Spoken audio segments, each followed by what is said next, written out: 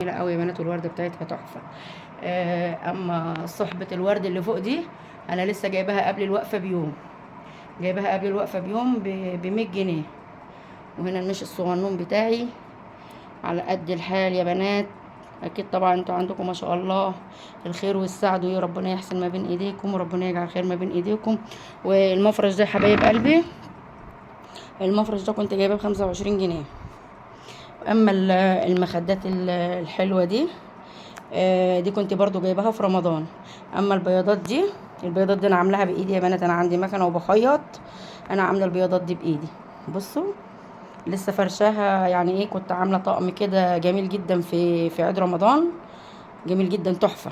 وعملت الطقم ده ايه، خريفي شويه، خفيف شويه. بص حبايب قلبي، بص الجوبيره اللي فيه لونها اوف وايت مع الاخضر من الطقم والمخدات دي كلها. اما البيضات البيضه دي برضو لها طقم، لان للاسف ما رحت اجيب طقم، اجيب قماش عشان اعمل للايدين، للاسف ما لقيتش.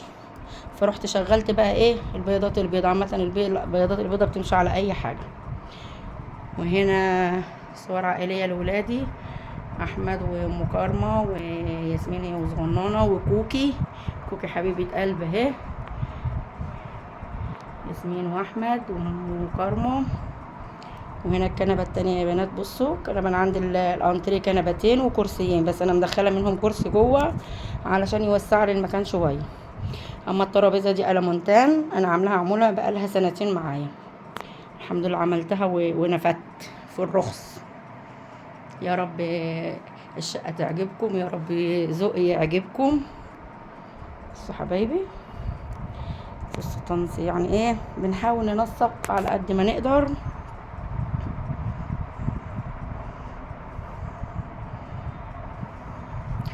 وهنا دي سجادة. اما اللي انا واقفة عليها دي حافظة، اللي هو بديل السجاد. بجد يا بنات الحافظات دي بديل السجاد تحفة، تحفة بجد. ودي الستارة دي كانت عندي من الاول، من السنة اللي فاتت.